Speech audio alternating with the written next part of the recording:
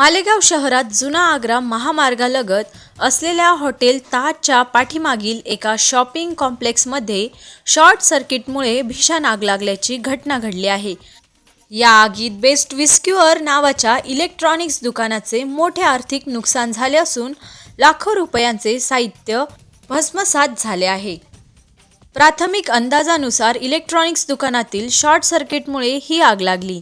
दुकानातील TV, fridge आणि इतर महागडे इलेक्ट्रॉनिक साहित्य पूर्णपणे जळून खाक झाले।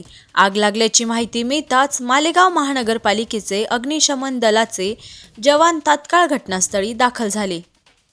दुकानाच्या आसपास अनेक व्यावसायिक आस्थापना असल्याने आग पसरवण्याची मोठी भीती होती, परंतु अग्निशमन दलाने अथक प्रयत्न करून आग आटोक्यात आणली आणि मोठी दुर्घटना टाळली।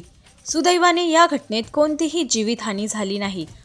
आगीच्या नेमक्या कारणांचा आणि नुकसानीचा पुढील तपास सुरू असल्याची माहिती मालेगाव पोलिसांनी दिली आहे। आरबी न्यूजसाठी मलिक शेख, मोखाडा।